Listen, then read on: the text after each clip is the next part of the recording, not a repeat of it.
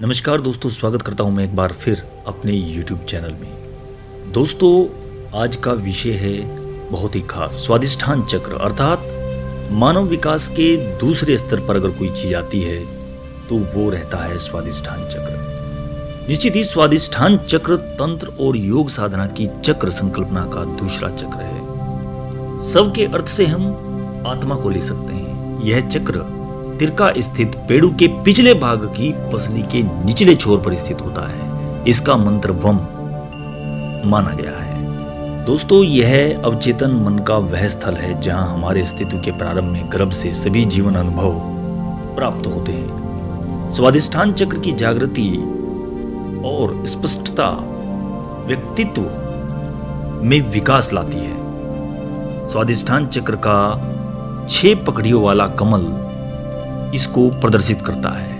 यह पखुड़ियां 6 मनोविकार को भी शो करती हैं, जैसे कि क्रोध, घृणा, क्रूरता, अभिलाषा, वैमनस्य, गर्व। इस तरह के संकेत को ये प्रदर्शित करती है जिन पर साधक को विजय पाना होता है, क्योंकि ये मनोविकार हमारे अंदर स्थित होते हैं और इसी पर साधना होती है जिससे कि स्वादिष्ठान चक्र जागृत होता है।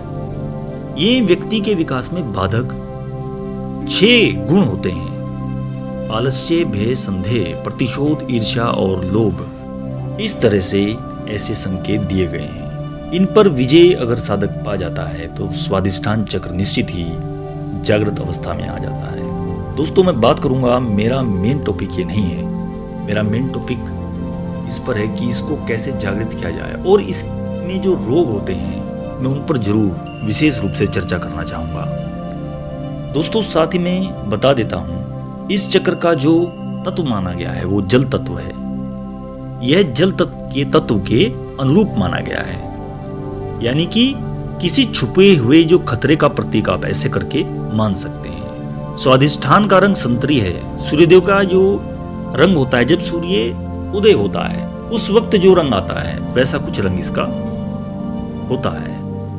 प्रियजनों, बताता चलूं, मूलाधार चक्र को लेकर के और एक कंप्लीट कुंडलिनी जागरण के ऊपर पहले से ही वीडियो है, वो भी आप देख सकते हैं। लिंक भी आपको डिस्क्रिप्शन में मिल जाएगा और साथ ही साथ वीडियो के चलते हुए भी आपको लिंक देखने को मिल जाएगा। दोस्तों, ये बात बहुत खास है। अगर व्यक्ति की ऊर्जा स्वादिष्ठान चक्र पर ही एकत्रित हो जाए तो यह चक्र शक्ति के वेग से तीव्र गति से घूमने लगता है और इसका संतुलन बिगड़ जाता है, जिससे जीवन और इसका संतुलन बिगड़ने से बहुत सारी दिक्कतें भी आती हैं। आमोद प्रमोद, मनोरंजन, घूमना फिरना और मौज मस्ती करने की जो प्रधानता है वो कुछ ज्यादा ही बढ़ जाती है, क्योंकि अत्यधिक मनोरंजन भी व्यक्ति की चेतना को एक तरह से बेहोशी जैसी स्थिति पैदा कर देता है। एक तरह से बहुत ही खराब स्थिति हो जाती है, व्यक्ति कहीं का नहीं रहता।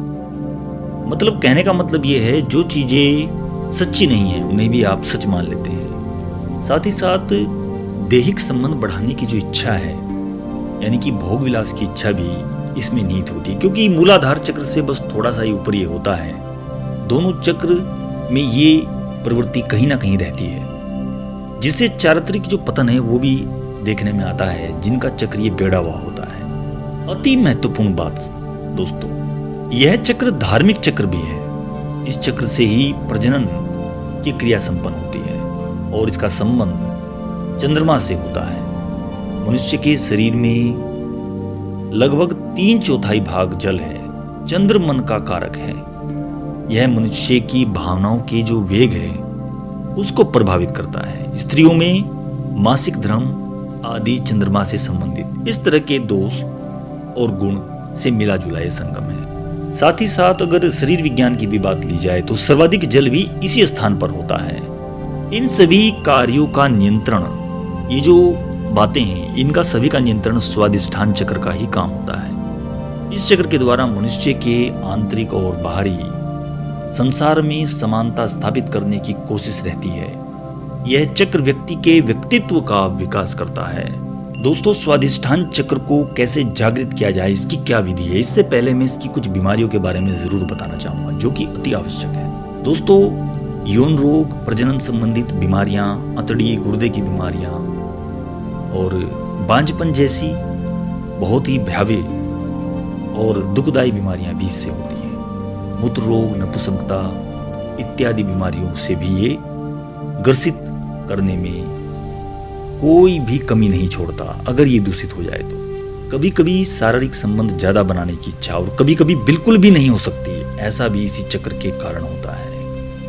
निश्चित ही ये अनुभव में पाया है कि आज के समय में दूषित अनाप शनाप जो खान पान है, तनाव है, इससे महिलाओं का जो चक्र है ये कुछ ज्यादा ही असामान्य हो गया है। उनके पीरियड चक्र अनियमित भी इसी चक्र की वजह से होते हैं और मेडिकल साइंस भी ये मानता है। और बांझपन और यौनिक बीमारियों से तो जैसे कि बाढ़ सी बनी हुई है। तो दोस्तों ये सब चीजें कैसे हम लोग सही कर सकते हैं, कैसा अच्छा जीवन जी सकते हैं, किस प्रकार हमें जीना चाहिए, देखिए इसीलिए इसकी जागरण की एक सही विधि, सटीक विधि मैं आपको बताने जा रहा हूँ। दोस्तों ध्यान से सुनिए। सबसे पहले तो अपने मन को, अपनी चेतना को, जो नकारात्मक विचार हैं ऐसे गुणों से शुद्ध कर लें। इसके उपरांत नित्य नियम पूर्वक नाभि से नीचे ध्यान लगाकर नारंगी आभा की ऐसी कल्पना करें। कुछ समय एक प्रावधान के अनुसार पीले रंग का अगर कोई वस्त्र हो, ऐसे आसन पर बैठें, मंत्र का उच्चारण करें। मंत्र का एक ही अक्षर है जो ऊपर दिए हुए आप देख सकते हैं वहां पर। मंत्र का वो अक्षर है वम, व। इस प्रकार की निरंतर क्रिया से धीरे धीरे यह चक्र जागृत होता है। या आप इसको ऐसे ले सकते हैं जैसे कि हम ओम का जाप करते हैं एक तरह से, इस तरह से वम का भी जाप करना है, इस पर ध्यान लगाते हुए। दोस्तों ऐसा करने से फायदा क्या होता है ये बहुत जरूरी है। स्वादिष्ठान चक्र जब संतुलित यानी कि बैलेंस अवस्था में आ जाता है, अर्थात इसका जागरण हो जाता है, तो प्रभाव स्वरूप व्यक्ति के अंदर क्रूरता, गर्व, आलस्य, प्रमाद जैसी अवज्ञा, अविनाश आदि दुर्गुणों का नाश हो जाता है। साथ ही साथ अविश्वास भी खत्म हो जाता है तथा क्रिया शक्ति की प्राप्ति होती है, सिद्धियां प्राप्त होती हैं। दोस्तों जब ये सारे दुर्गुण समाप्त हो जाते हैं तो व्यक्ति प्रसन्न रहने लगता है, आत्मविश्वासी हो जाता है, निष्ठा, ऊर्जा जैसे गुणों से परिपूर्ण हो जाता है। वहीं शरीर में ज्यादातर विकार जल तत्व के ठीक न होने से होते हैं। जब ये चक्र जागृत हो जाता है तो ये सारे विकार नाश हो जाते हैं, जल सिद्धि की प्राप्ति हो जाती है। दोस्तों ये कुछ जरूरी बातें थी जो स्वादिष्ठान चक्र के जागरण विधि में और उससे पहले जो रोग हमारे अंदर थे उनको खत्म करने के लिए क्या जरूरी था ये बताना, ये सब एक प्रोसीजर के तहत जरूरी था। आशा करता हूँ वीडियो आपको पसंद आई होगी। दोस्तों लाइक, शेयर, सब्सक्राइब करना ना भूलें। अगली वीडियो में मिलेंगे दोस्तों। Thank you very much.